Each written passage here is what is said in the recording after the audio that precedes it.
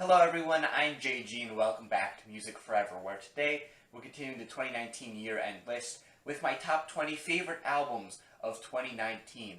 Overall, 2019 was a really great year for music. I know every year people say that, but I feel like this year in particular was one that was really strong. There were so many good releases that came out this year to the point where I couldn't even really fit all of the ones that I really enjoyed into this top 20. There were still some great albums out there that just so happened to fall a bit outside of this top 20, and unfortunately I'm not going to be able to talk about them at length here in today's video, but all that really means is that there was just so much good music that came out this year, and I heard a lot of great stuff, and I'm really excited to talk about it and share with you guys what I thought were my 20 favorite albums of the year.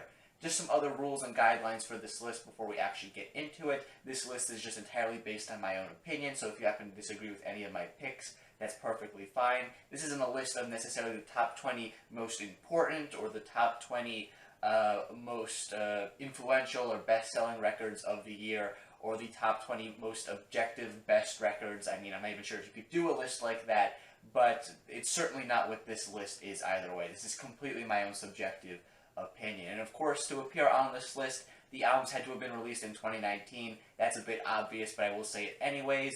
And with that said, I think that sums up all of the things I need to get out of the way before I actually start the list. So with that said, let's get into my number 20 pick on the list. We have Malibu Ken by Malibu Ken, this collaborative project between A$AP Rock and Tobacco.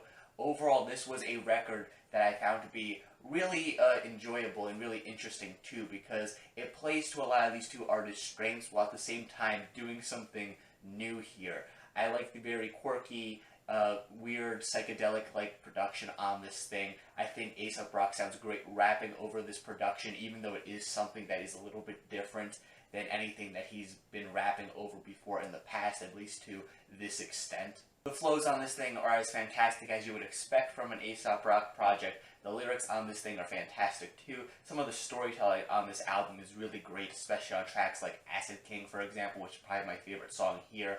Overall, these two come together and just make a really interesting, fun record that plays to a lot of their strengths, but at the same time, in doing so, makes something entirely new and interesting. I'm hoping in the future we'll get more music from Malibu Ken, because this is a project that I quite enjoyed. Next on the list, I have Hannah Diamond with Reflections. This is just a really cool pop record that came out this year. There's this very interesting relationship going on this project where the lyrics are very personal, but at the same time, the delivery of these lyrics through the vocal deliveries and the instrumentals makes them feel a lot more distant overall. It feels like this album is intentionally putting up a barrier between the listener and the deeper meanings on it, almost like this weird kind of play on the idea that a lot of pop music can be sort of superficial, but it's just taking this idea and twisting it into this deeper message on this thing that just makes it a lot more enjoyable to listen to. The vocal deliveries on this thing are fantastic sounding. The lyrics here are really well written. The instrumentals here are really cool too. Very spacey, very dreamy sounding. It's just, from start to finish, a really solid pop project. Many catchy hooks here, and the whole concept I mentioned before just makes it even more interesting. Definitely give this a listen if you haven't done so. Next on the list, I have Denzel Curry with Zoo. This is a bit of a change of pace for Denzel Curry, considering it's a lot more simplistic and straightforward compared to his 2018 record, Taboo. However, I feel like this straightforward style of music works really well on Zoo, mostly because the way that Denzel structures this project and writes all of these songs, it makes for an interesting listen still.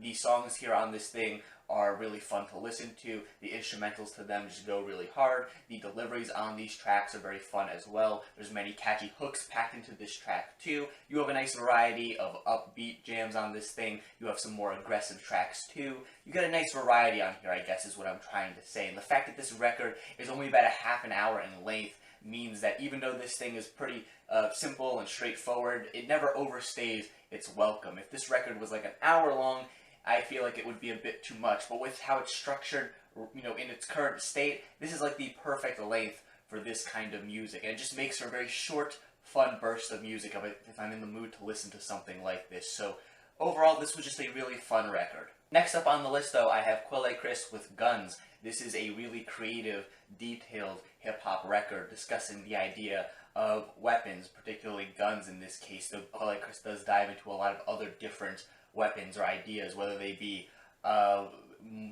physical weapons, or maybe even more abstract topics like the pen that he's using to write a lot of these lyrics in the tracks on this album.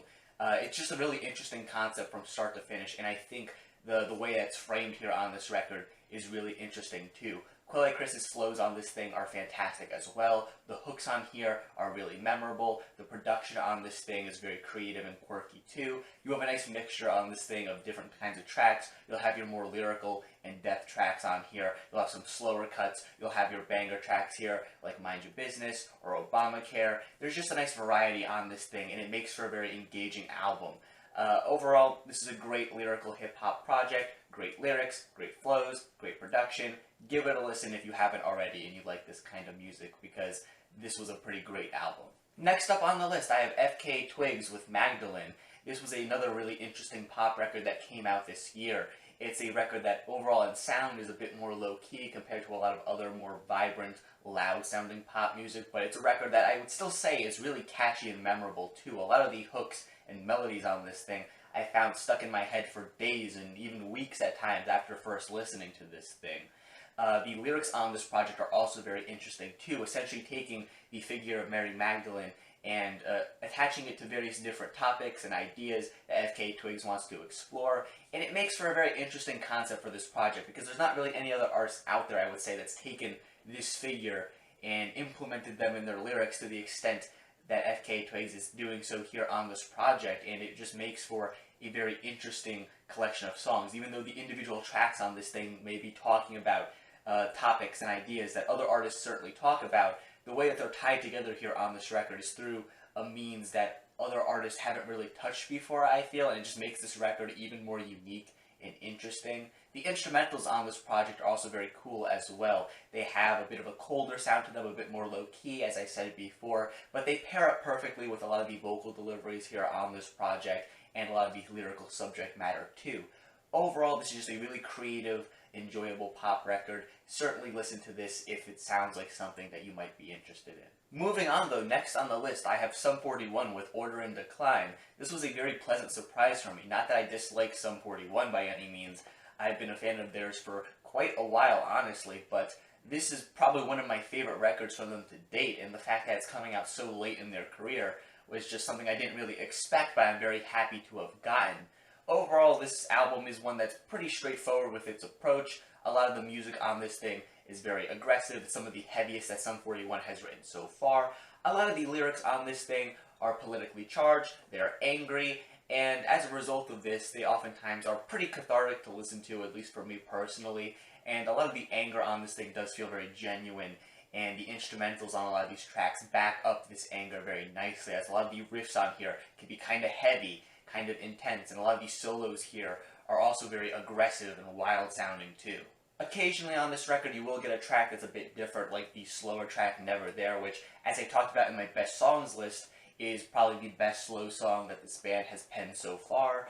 Overall, everything on this thing just comes together to be a really enjoyable record. It's pretty simple, it's pretty straightforward in its approach, but as far as very simple, to the point, aggressive, politically charged music goes that came out this year, this is probably some of the best out there that you could find, and the fact that it's coming from a band this far into their career is pretty impressive overall. I really got to give it to Sum 41 here with this project. I wasn't expecting this record to be as great as it was, but I found myself coming back to this record constantly since it first dropped, and it hasn't disappointed me yet on re-listen.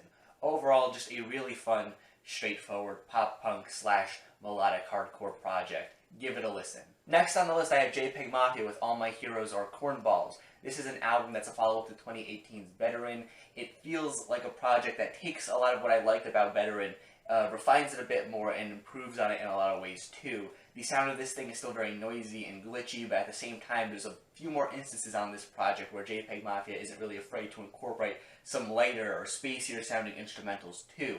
It makes for a soundscape that's similar to Veteran in a lot of ways, but feels a bit more refined, it feels a bit more adventurous, and it still sounds really cohesive too, I should say. A lot of the flow between a lot of these tracks is still really strong, and it makes for a very consistent listen from start to finish. JPEGMAFIA's deliveries on this thing are still just as passionate as before, whether he's being very aggressive on this thing, or if he's being maybe a bit more playful and upbeat. regardless of this, you can still tell that he's putting his all into his deliveries on this thing. I also really like a lot of the singing that he tries to incorporate into this project too. He does it a fair bit more than what he was doing on Veteran, but I really like how it sounds, and I hope going forward he decides to use the singing even more than he does here on this project, because I liked it overall, a lot I should say. And the lyrics on this project are still just as quirky and strange and fun as they were on Veteran, maybe even more so on this record, I feel. So overall, this new album here from JPEGMAFIA is one that, like I said, takes a lot of what I enjoyed in Veteran and just expands on it, refines it a bit more, and also adds a few new little things into the mix as well. Nothing super major or anything, but it does so to a point where I feel like this is an improvement over Veteran, and it just overall is a really creative and fun hip-hop project. Next on the list, I have Sayor with Forgotten Paths.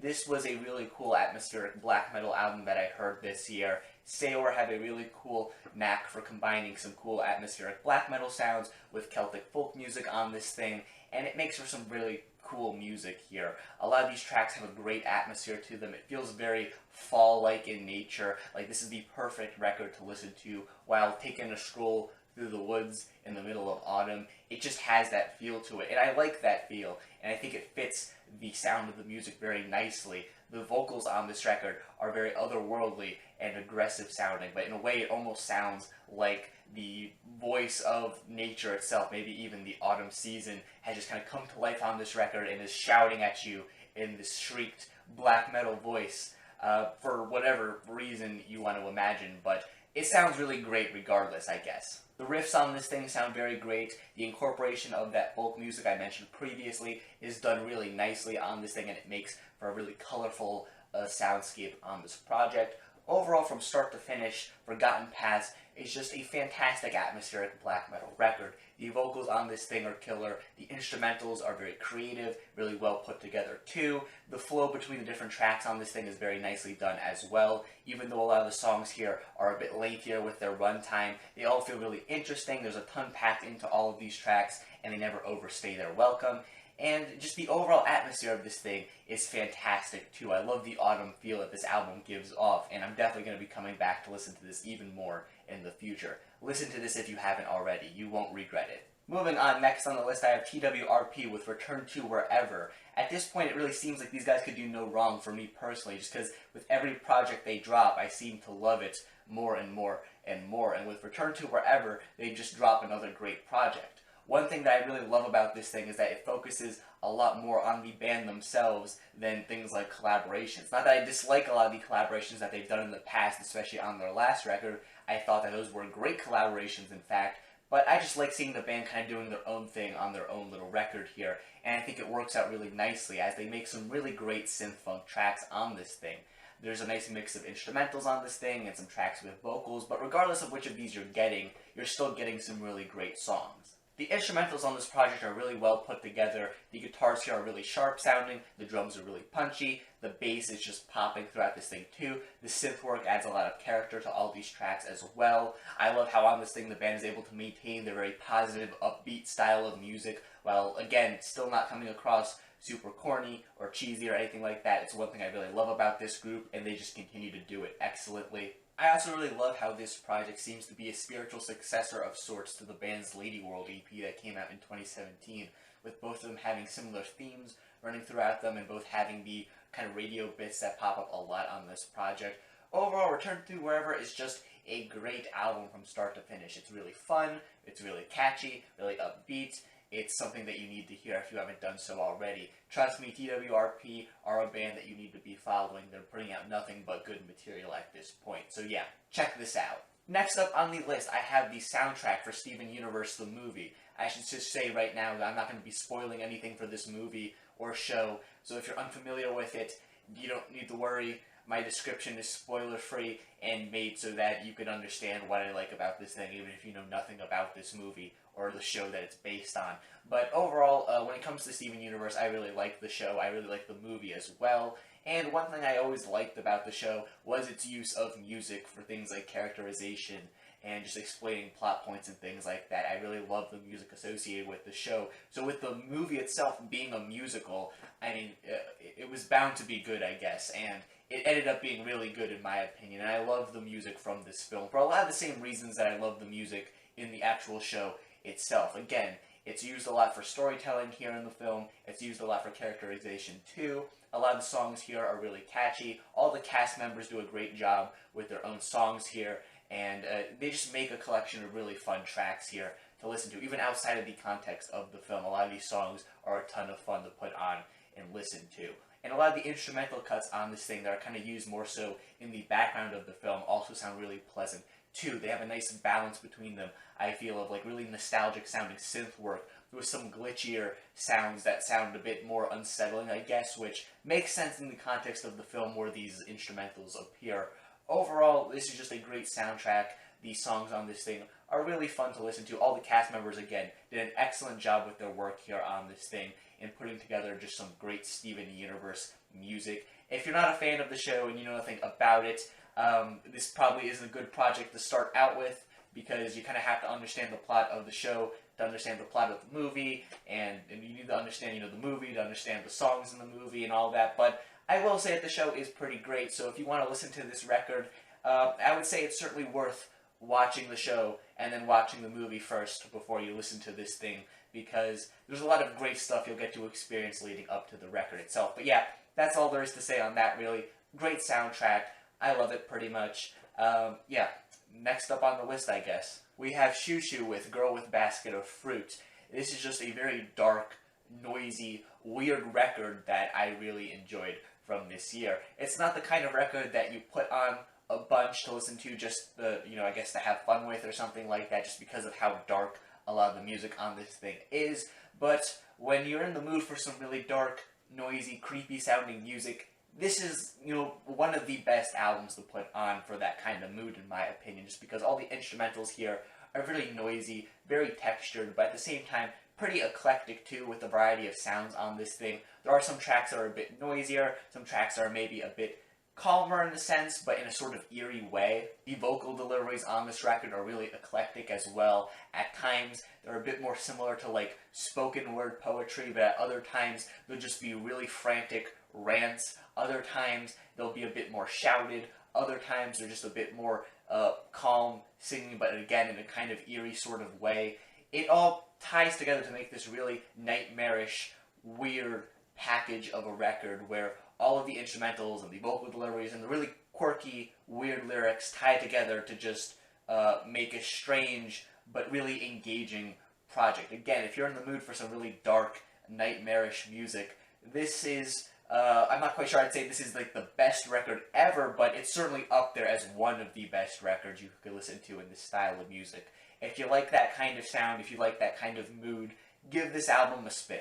Next on the list, I have Liturgy with HAQQ. This is another black metal release. This one is somewhat more experimental and weird. The way that the tracks are sequenced on this project is really interesting, essentially going back and forth for the most part between lengthier bits of really aggressive, noisy, harsh black metal and more quiet, somber-sounding interlude-like tracks that I guess sort of break up the lengthier, more aggressive pieces of music on this thing. This is a project where the instrumental interludes that come up on this thing actually serve a purpose in the context of the greater record. I know these kind of tracks tend to just be seen as filler by a lot of people, oftentimes because they end up being that, but in the case of this record, that is not the case at all. These interlude tracks not only serve a purpose too, but they also sound really nice as well. A lot of the playing on these tracks is fantastic. The array of sounds mixed into them is also really interesting too.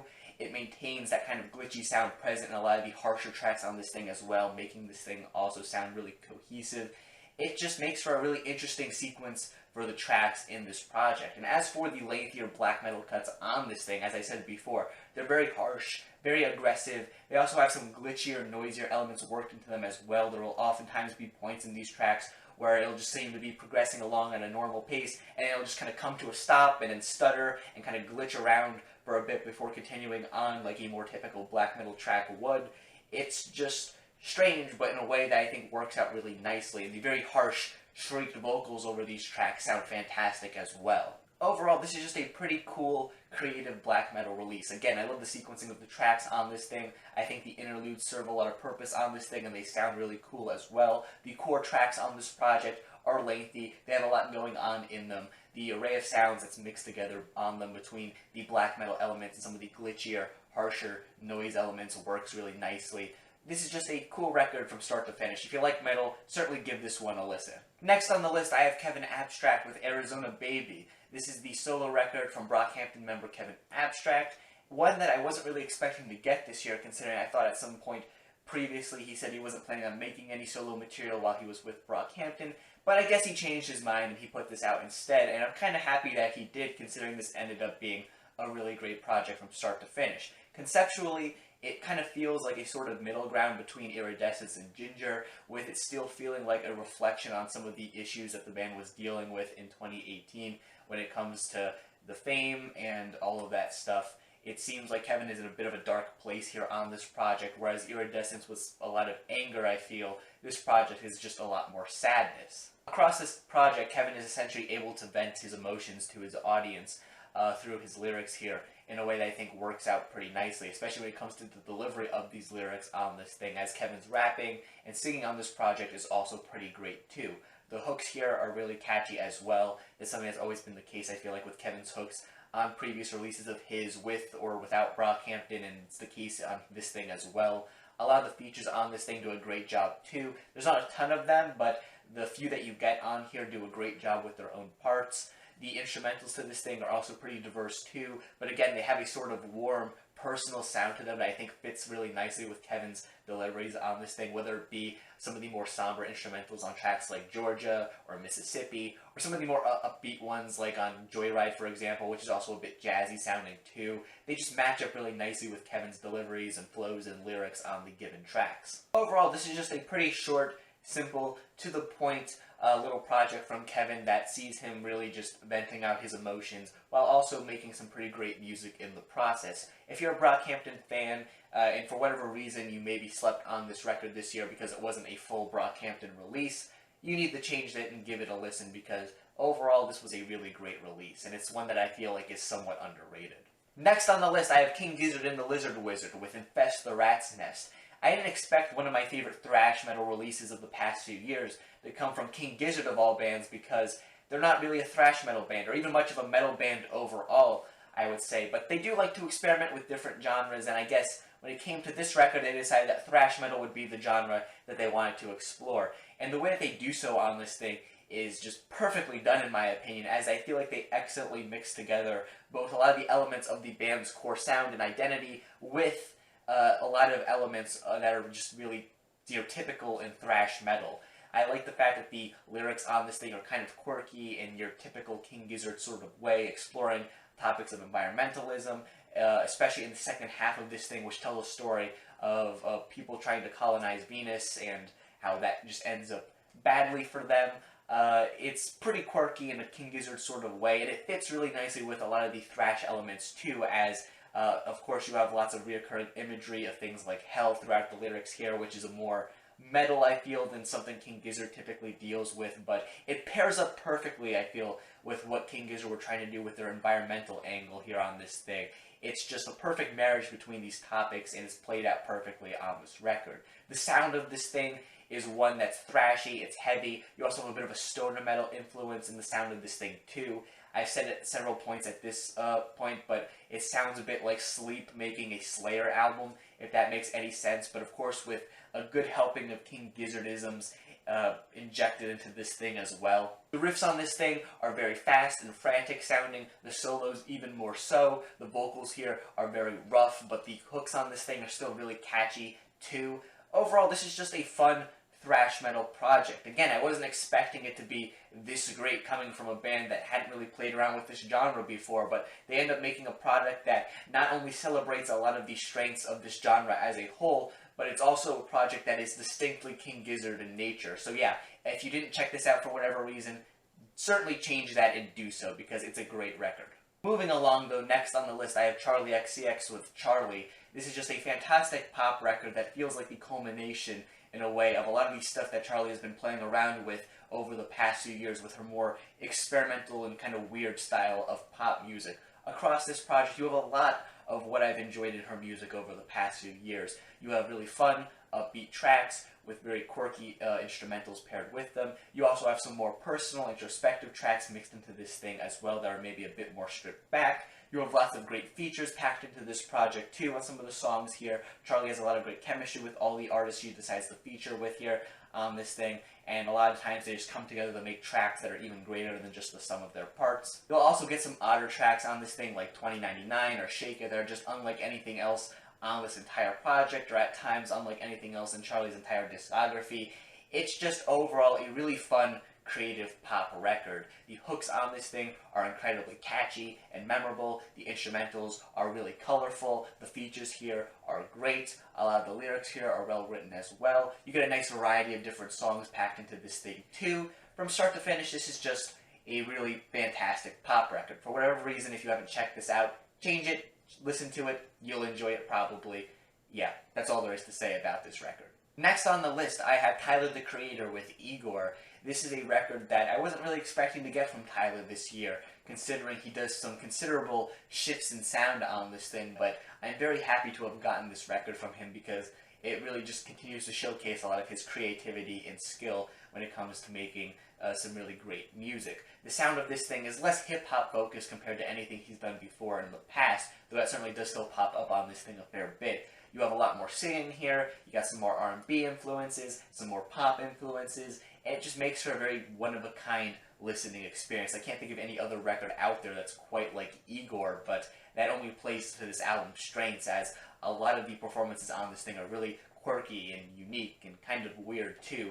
Tyler does a fair bit of singing on this thing, oftentimes with some weird vocal effects being put on his voice, but these just lead to some really cool moments unlike anything else out there, really. His rapping, when he decides to bring that back, still sounds just as good as it sounded on Flower Boy. The production on this record, though, is probably the strongest part of the record as a whole. It really feels like the driving force behind everything here on this record. It really pushes every idea that Tyler has on this thing forward. It's constantly interesting. It's a very colorful production, too. It adds a bit of a lo-fi sound as well that only helps the narrative that's being told here on this record and the very personal feel this album has going for it. And as for those lyrics itself, they really detail a breakup of sorts, and again, they feel very personal, they feel really intimate, and the production styling here on this thing fits with this direction for the lyrics really nicely. Again, I didn't, expect a record like this from Tyler necessarily, and while I don't necessarily like this as much as Flower Boy, I still think I like that album a little bit more. This is still his most creative and weird and unique release to date, and I'm excited to see what he does in the future given the quality of this record. So yeah, overall this is a great creative project. Next on the list I have Blood Incantation with Hidden History of the Human Race. This was a great death metal record that came out this year, a great sophomore album from these guys too, and overall one thing I really appreciate about this project is that the group does a great job of mixing together a lot of sounds present in old school death metal with some slightly spacier sounding moments on this thing too. The band a lot of times on this project will engage with some more melodic, atmospheric, kind of spacey passages in these songs that fit the theme of the record pretty nicely. I mean, if you listen to these guys, any of their projects really, give a look to any of their artwork or anything like that, you might notice that these guys kind of like space, they kind of like aliens, things like that. All the lyrics of this record are chock full of that stuff, also chock full of things of death and stuff like that too, which it's death metal, so I guess that makes sense overall. Overall, I guess these guys just do a pretty great job with the theming of their music, I guess is what I'm trying to say, as between the lyrics here on this project and some of the spacier moments that pop up in the instrumentals of these songs, they're able to create a sound for this record that certainly sounds appropriate for a band trying to make something that is space-themed or alien-themed. It works perfectly while still maintaining a lot of that old-school death metal grit to it that I really enjoy.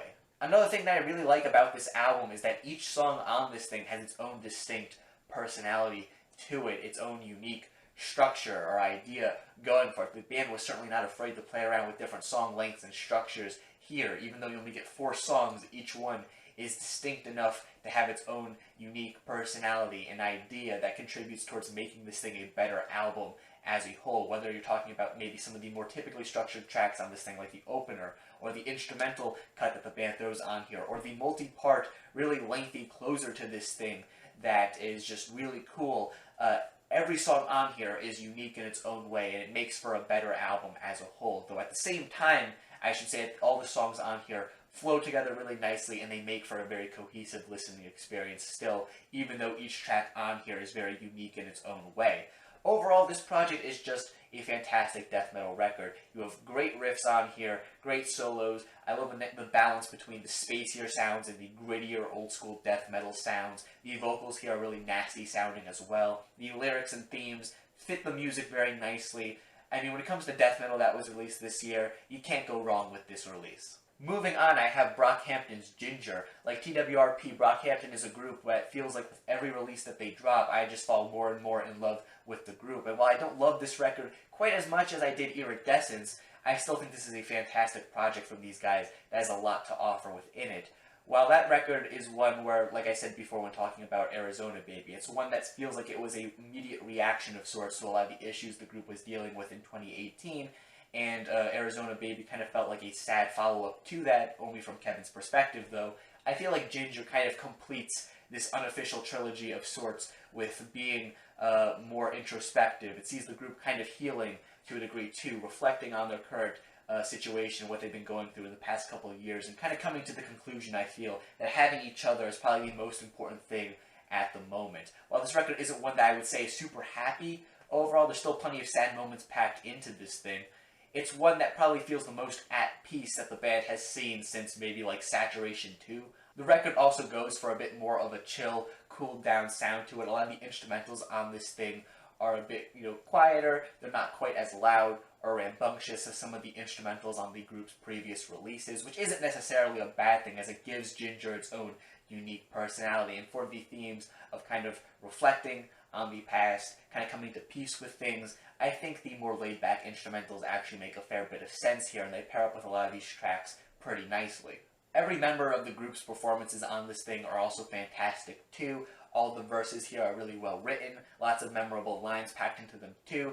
The different group members that sing also do a great job with their performances as well. The hooks on this thing are incredibly catchy, too. And the group just has a ton of chemistry on this thing, which is pretty typical for Brockhampton. They've always had a ton of chemistry in their music, but I feel like with each release, that chemistry and that bond between the group members just grows stronger and stronger. And here on this project, some of the group members even continue to branch out and, grow as musicians even more so than what the group was doing on previous releases. It all just comes together to make another really great Brockhampton album. It has a lot of the things on it that I liked from Brockhampton in the past, the great well-written songs, a lot of the emotional musical content within them, great chemistry, performances from all the group members. But at the same time, this record does have its own unique lyrical themes that it deals with. It has its own unique sonic palette too, and I feel like all the group members have continued to grow as artists as well.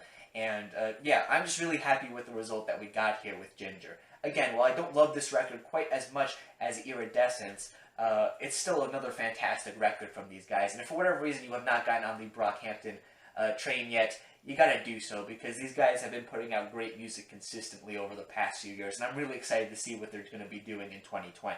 Next up on the list, I have the self-titled record from Injury Reserve that came out earlier this year. The sound of this thing is one that I feel like is a nice culmination of a lot of the different sounds and ideas that have been toyed around with by different artists over the past decade or so within the weirder realms of hip-hop. The sound of this thing is one that embodies a lot of these strengths that this scene of music has had over the past few years, and Injury Reserve kind of tied all together into this nice, tight package of a record.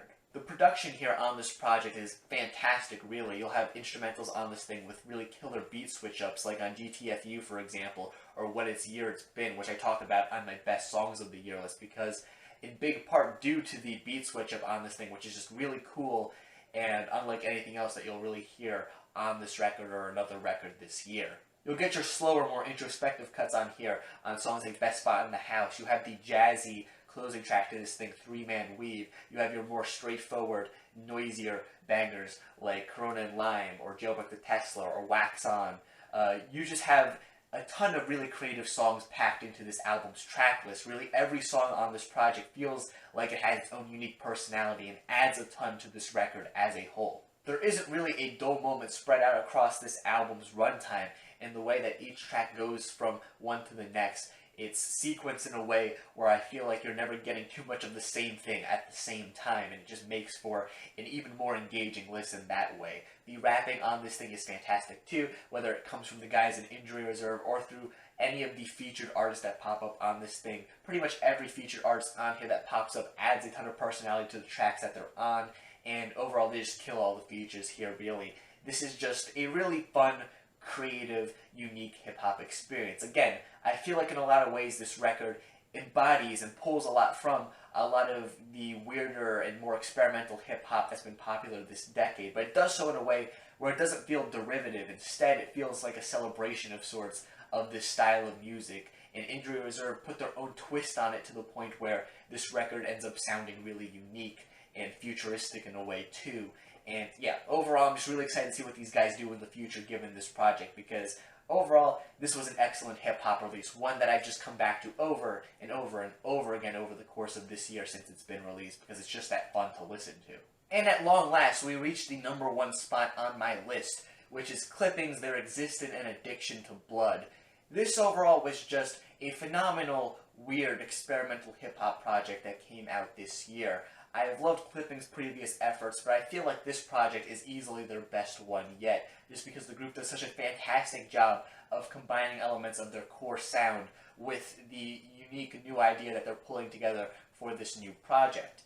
That idea being this horror-themed element where the group is essentially talking about a lot of different topics that are related to more, modern social issues, things like that, but they're doing so through this lens of horror, particularly at times on this thing, older B-horror too, where the mixture of sounds seems like something that maybe wouldn't work all too much, but it ends up actually sounding great on this thing, as the lyrics here end up telling some really unique, interesting stories that are horror stories through and through, but at the same time they have a lot of potency to them. There's meaning to these tracks that you should really dive into because they have a lot of things to say, even if they're told through this lens of horror that maybe wouldn't make you think that there's a lot going on in them outside of those horror elements. There's also an incredible amount of detail put into all the songs on this project too when it comes to the lyrics. It feels like for every song here there's so much time spent discussing the atmosphere or the feeling or the setting of a particular story. It just sucks you in that much more easily.